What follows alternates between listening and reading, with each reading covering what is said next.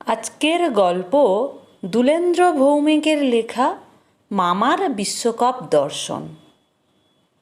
বাতাসে ফুটবলের গন্ধ উঠতে আরম্ভ করলেই আমাদের বাড়িতে মামার উপস্থিত অনিবার্য। বাবা বলতেন, পাকা কাঁঠাল ভাঙলেই যেমন ভনভনিয়ে মাছি উড়ে আসে, তেমনি ফুটবল হলেই মামা হাজির। আমার এই ফুটবল খেপা মামার সঙ্গে ইতিপূর্বে যাঁদের পরিচয় হয়েছে তাদের কাছে মামা সম্পর্কে আর নতুন করে কিছু বলার নেই। এবার মামা শুধু মামিমাকে সঙ্গে নিয়েই এলেন না, সঙ্গে আনলেন নবদাকে। নবদার পুরো নাম নবগোপাল বসু, কিন্তু ওই নামে তাকে বিশেষ কেউ ডাকে না। সব বয়সী লোকেরাই তাকে নবদা বলে ডেকে আসছে। নবদা দূর সম্পর্কে আমাদের কেমন দাদা হয় সে নিয়ে আমরা কখনো মাথা ঘামাইনি। আমরা নবদার গল্প শুনতেই আগ্রহী।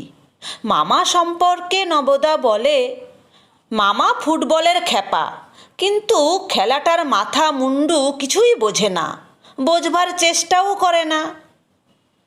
আর নবদা সম্পর্কে মামার মন্তব্য, একটি বৃহৎ পাঁঠা, মুখে বুলি ফুটনের পর থেইকা সজ্ঞানে একটাও সাচ্চা কথা কয় নাহি।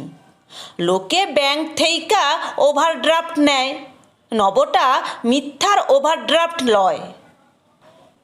আমাদের পরম সৌভাগ্য এই প্রথম দুজনকে আমাদের বাড়িতে একসঙ্গে পাওয়া গেল। মামা সম্পর্কে অনেকেই অল্প বিস্তর জানেন, কিন্তু নবদা সম্পর্কে তেমন কিছু অনেকেই জানেন না। সেই কারণে আমরা নবদাকে যেমন জানি তার কিছু পরিচয় দিয়ে রাখলে নবদাকে বুঝতে সুবিধে হবে। অন্তত কেউ তাকে ভুল বুঝবে না। নবদা এক সময় দারুণ ফুটবল খেলতো, মামার ভাষায় অবশ্য দারুণটা নিদারুণ। খেলতে খেলতেই নবদা কলকাতার প্রথম ডিভিশনের একটা ছোট্ট টিমে চান্স পেয়ে গেল। টিম যত ছোটই হোক, কলকাতার প্রথম ডিভিশনে খেলার সুযোগ পাওয়া তো কম কথা নয়। নবদা অবশ্য বলেছিল তাদের জনাইয়ের বাড়ির বারান্দায় 2 হাঁড়ি মনোহরা নিয়ে ইস্টবেঙ্গল। বাড়ির সামনে যে লাউ গাছের মাচা, সেই মাচার নিচে হাঁড়ি ভর্তি মটন টিকিয়া নিয়ে মোহামেডান স্পোর্টিং হতে দিয়ে বসেছিল।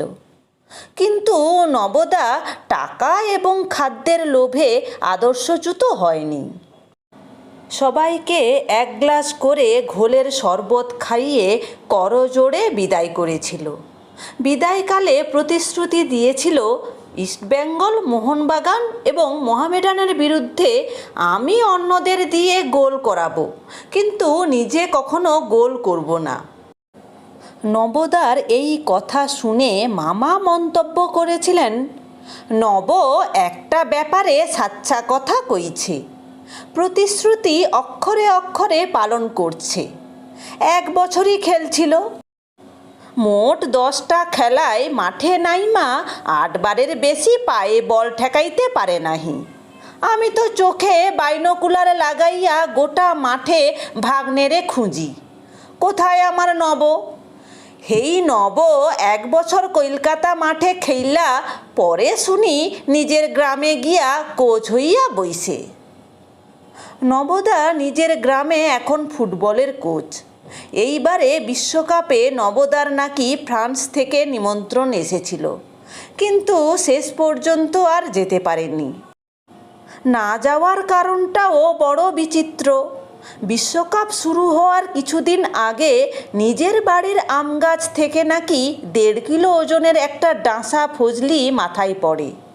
সেই আঘাত এতই গুরুতর যে সরকারি হাসপাতালে ফার্স্ট এড নিতে হয়েছিল। অভিজ্ঞ ডাক্তাররা নবদার মাথা আর আম দুটোকে দেখতে দেখতে বলেছিলেন, এই জিনিস পড়েও যে আপনার মাথা ফাটেনি, এটাই তো আশ্চর্য। নবদা বলেছিল, আপনারা ভুলে যাচ্ছেন আমি একজন ক্যালকাটা মাঠের ফুটবলার, মাথার যে কোনো জায়গা দিয়ে হেড করতে পারতাম। একজন দক্ষ হেডার হিসেবে আমার সুনাম ছিল। আমরা বললাম, তুমি কি শুধু এই জন্যেই গেলে না? নবদা একবার মামার দিকে তাকিয়ে উত্তর দিল, এছাড়া অন্য একটা কারণও ছিল। আফটার অল মামার রিকোয়েস্ট তো ফেলতে পারি না। আমরা সবাই মামার দিকে তাকালাম। মামা পানের ভেতর থেকে সুপুরির বড় কুচিগুলি বেছে বেছে ফেলে দিচ্ছিলেন।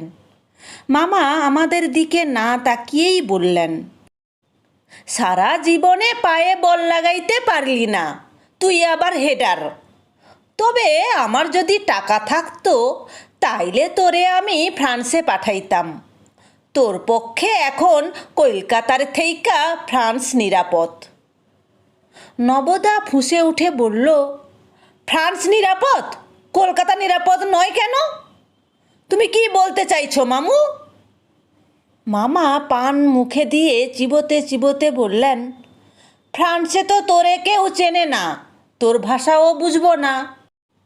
গ্যালারিতে বইসা তালিবালি কথা কইলেও ওরা কিছু করব না।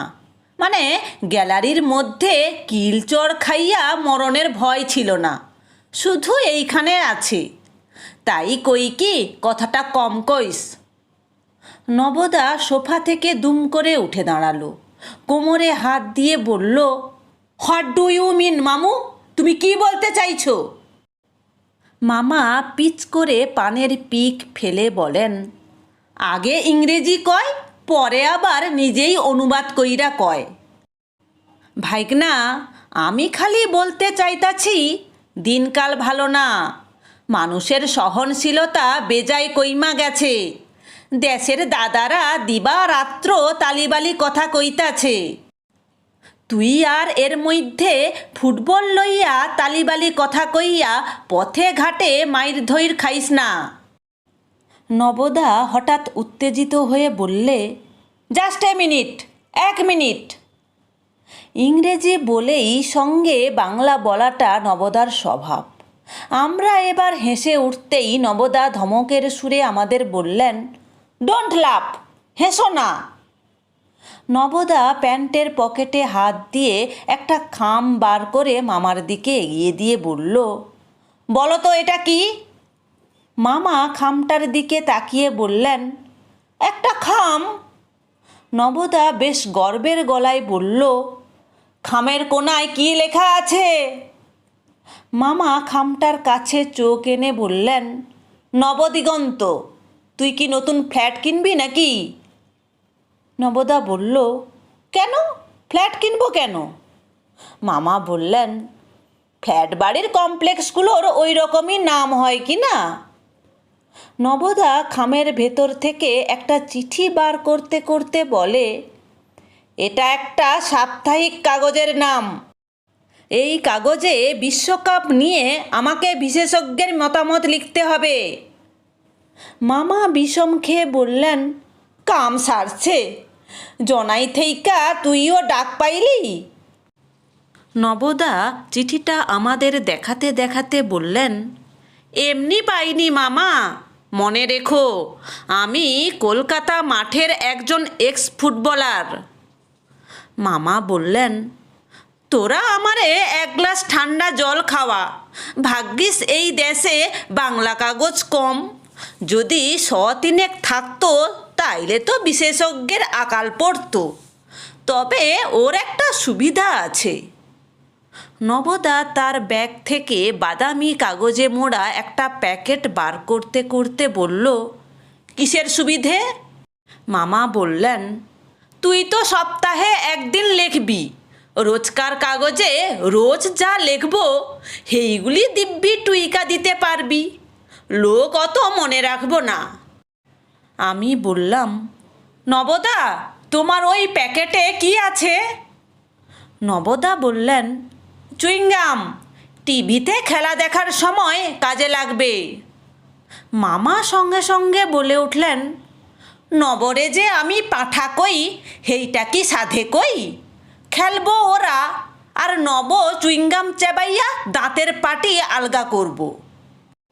নবদা মামার সামনে বসতে বসতে বলল, অত হেলাফেলা করো না মামা, বিশ্বকাপ খেলাতে নিয়ে গেছেন যে কোচেরা, আমি আমার যুক্তি আর লেখনীতে তাদের ফালাফালা করে ফেলবো।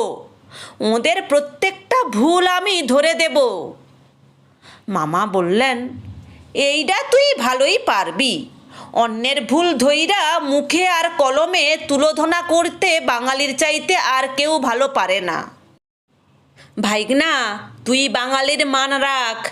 বিশ্বকাপের আসরের থেইকা আমরা কয়েক হাজার মাইল দূরে থাকলেও ঘরে থম ধইরা বইসা বিশ্বের তাবড় তাবড় কোচের মুন্ডুপাত্ত করতে পারি, ঠেকাবো কেডা?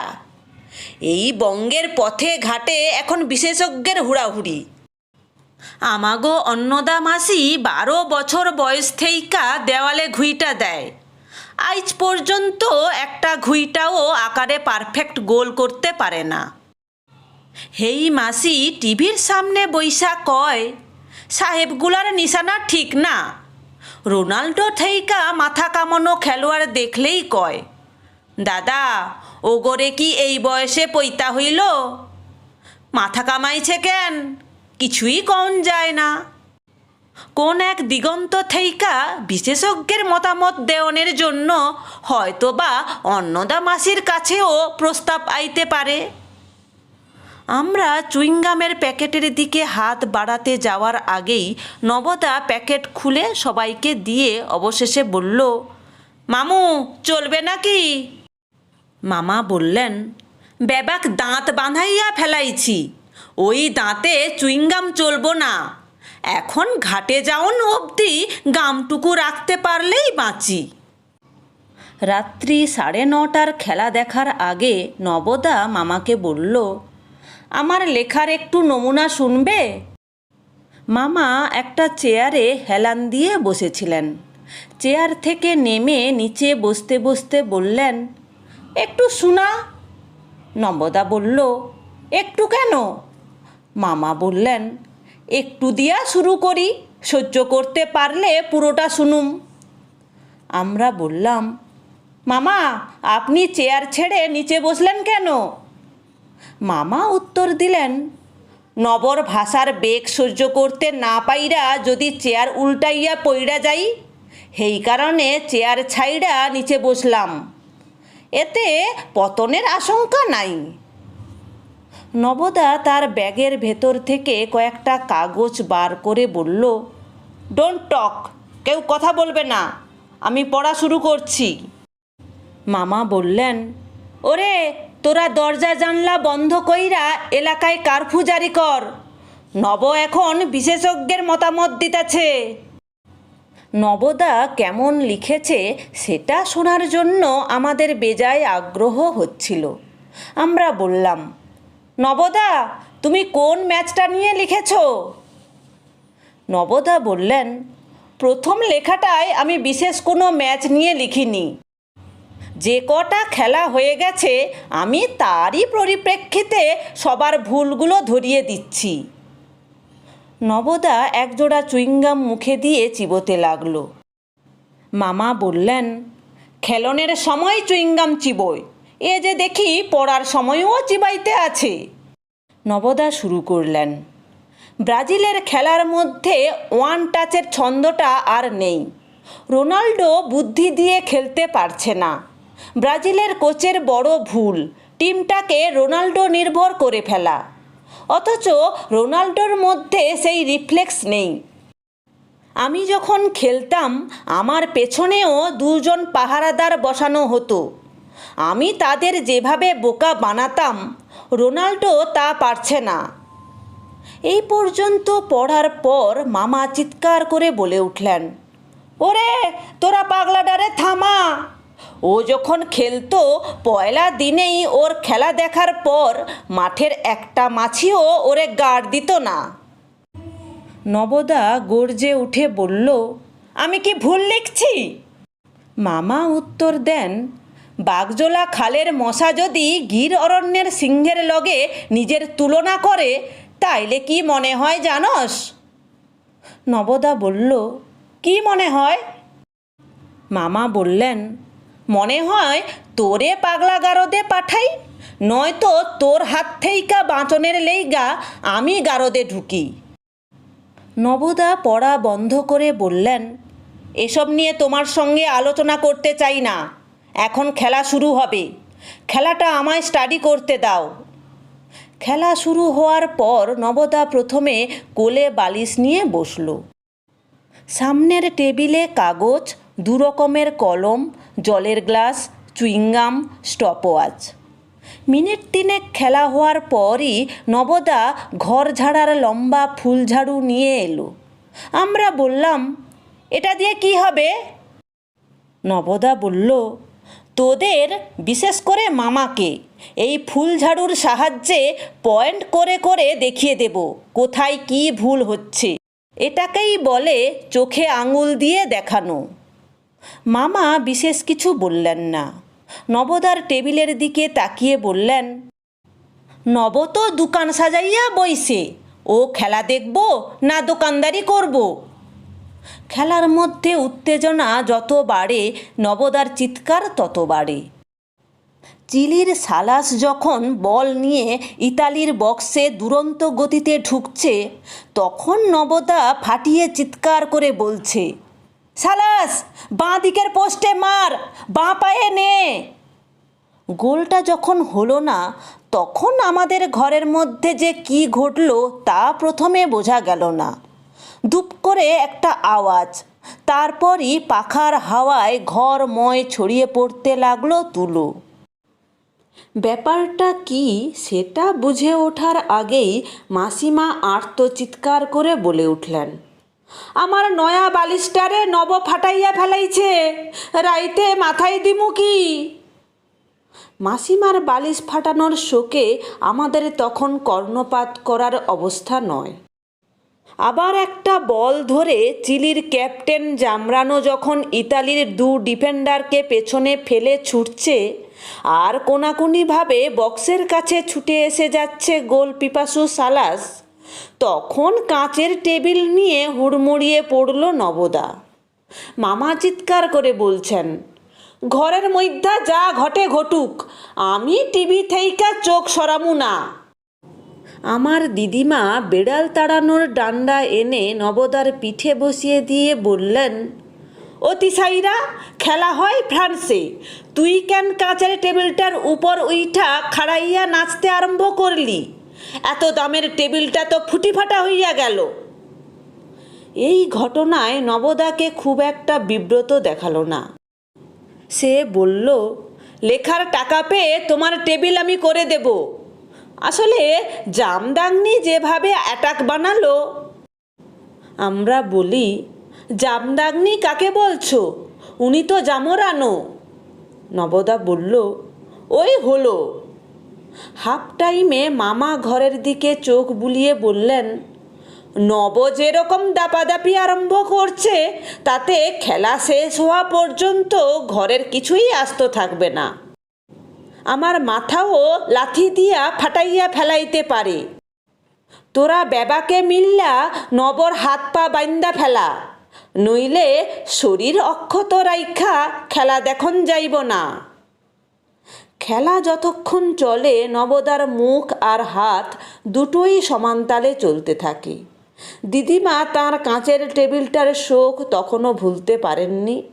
নবদার দিকে একবার আগুন চোখে তাকিয়ে দিদিমা বললেন, নবর মুখে গামছা বাইন্দা দে, ওরা খেলে আর নবটা এইখানে দাপাদাপি কইরা ঘরের জিনিস ভাঙে। আমরা নবদাকে বললাম, নবদা, তুমি একটু চুপ করে থাকতে পারো না? নবদা উত্তর দিল, এটা তো শোকসভা নয়, ফুটবল খেলা, এখানে একটু চেঁচামেচি হবেই। রাত 12:30টার খেলা শুরু হওয়ার আগে দিদিমার তাড়ায় আমরা খেয়ে নিলাম। আমরা কয়েকজন মিলে খেলা দেখছি। নবদা খুব একটা বাড়াবাড়ি করেনি। শুধু একবার উত্তেজিত হয়ে নিজেই হেড করতে গিয়ে আচমকা মামার মাথায় গোত্তা মেরে ফেলেছে। মামা 2 হাতে মাথা চেপে আমাদের বললেন, বিশ্বকাপের ফাইনালের আগে নব আমারে মাইরা ফেলাইব। মাথায় এমন গুতা মারছে যে মনে হইল মানুষ না, ষাঁড়ে গুতাইছে। মগজে ঘিলু থাকলে মাথাটা একটু নরম হয়। নবজীবনে মাথায় বল ঠেকাইয়া গোল করতে পারে নাহি, কিন্তু 4 জন ডিফেন্ডারের দাঁত ভাইঙ্গা ফেলাইছে খালি মাথার গুতা মাইরা। নবদাকে এই সময় একটু লজ্জিত দেখালো। মিনিট খানেক চুপ করে থেকে আবার আগের মতো হাত পা ছুঁড়ে চেঁচাতে আরম্ভ করলো। কোনো দলের গোলের পাশ দিয়ে বল গেলেই নবদা গোল গোল বইল্লা চিল্লায়। অনেক রাত্রে খেলা শেষ হওয়ার পর মামা বললেন, এইবারের বিশ্বকাপে একটা জিনিস বড় চোখে লাগতাছে। আমরা বললাম, কি? নবদা বলল, কোন ব্যাপারটা চোখে লাগছে বলো তো, আমি নোট করে নিই। মামা বললেন, দুনিয়া কাঁপানো একজন প্লেয়ার, এরাও যদি বক্সের 3 গজ দূরে থেইকা বারের উপর দিয়া বল মারে, তাইলে আর বাইচুং বিজয়েনদের খামোকা গালপাড়ি কেন? ওরাও তো তাই করে। নবদা সঙ্গে সঙ্গে কী সব যেন লিখতে লাগলো। মামার ঘরেই নবদার শোয়ার ব্যবস্থা। আমরা ভাইয়েরা মিলে নিজেদের ঘরে শুতে যাওয়ার আগে বুঝিনি যে মামা আর নবদার এক ঘরে শোয়াটা গভীর রাতে কোনো অঘটন ঘটাতে পারে। আমাদের তখনও ভালো করে ঘুম আসেনি। হঠাৎ আমাদের দরজায় ধাক্কা। বাইরে থেকে দিদিমা আর মামিমার উত্তেজিত গলা। আমরা দরজা খুলে বাইরে আসতেই দিদিমা বললেন, তোরা সবাই রাস্তায় গিয়ে দেখ, লোহার ডান্ডা লইয়া নরেশ নবকে তাড়া করছে। আমরা তো হতবাক। সবাই বাইরে এসে দেখি নবদা একটা উঁচু পাঁচিলের উপর বসে আছে, আর মামার হাতে একটা লিকলিকে লোহার শিক। আমরা দেখি মামা নিচ থেকে শাসাচ্ছেন, আর উঁচু থেকে নবদা বলছে, সরি মামা, সরি, আমি খুঁজে দিচ্ছি। মামা রাগে ফেটে পড়ে বললেন, নবটা একটা কলির পাঁঠা। শোনের আগে আমারে ব্যাগ বলির কায়দা দেখাইতে গিয়া এমন পাও চালাইল যে আমার জলের বাটি জানালা দিয়া একেবারে রাস্তায়। আমরা বললাম, এর জন্যে এত কাণ্ড কেন? চলুন, আমরা বাটি খুঁজে দিচ্ছি। মামা গর্জন করে উঠে বললেন, বাটি তো আমি পাইছি, কিন্তু বাটির মধ্যে যে দাঁত ভিজাইয়া রাখছিলাম, সেই দাঁত গেল কোথায়? সমস্যাটা গুরুতর। আমরা টর্চ জেলে রাস্তায় মামার দাঁত খুঁজতে লাগলাম। মামিমা জানালা দিয়া চিৎকার করে বলতে লাগলেন, খবরদার, রাস্তায় পড়া দাঁত তোর মামা যেন মুখে না তোলে। আমাদের শোরগোলে অন্যান্য বাড়ির লোক জেগে উঠেছে। নবদা যে বাড়ির পাঁচিলের উপর উঠে বসেছে, সেই বাড়ির মহিলারা তাদের পাঁচিলের উপর লোক দেখে চোর চোর বলে চিৎকার জুড়ে দিয়েছে। আর নবদা তাদের বোঝাবার চেষ্টা করছে, আমি চোর নই, আমি একজন x footballer, please understand mister, আমাকে বোঝার চেষ্টা করুন। ইতিমধ্যে পেট্রোল ডিউটি দেওয়া পুলিশ জিপ এসে হাজির। এক পুলিশ অফিসার জিপ থেকে নেমে বললেন, কি হচ্ছে এখানে? টর্চ জেলে কি খুঁজছেন? মামা উত্তর দিলেন, আমার দাঁত। পুলিশ অফিসারের চোখ বড় বড় হয়ে গেল। তিনি বললেন, দাঁত? মুখের দাঁত রাস্তায় খুঁজছেন? আসল ব্যাপারটা কি? জিপ গাড়ির হেডলাইটের জোরালো আলোয় রাস্তা আলোকিত। আমার ভাই হঠাৎ সোল্লাসে চিৎকার করে বলল, ওই তো মামুর দাঁত। আমরা দেখলাম সেটি নর্দমার জলে শান্ত হয়ে পড়ে আছে। মামা দাঁতের পাটি দেখলেন, বিষণ্ণ গলায় বললেন, এই দাঁত কি আর মুখে তোলন যাইব? নবদা ততক্ষণে নেমে এসে বলল, বাকি রাতটুকু ডেটল জলে ভিজিয়ে রাখো, তাহলে আর অসুবিধে নেই।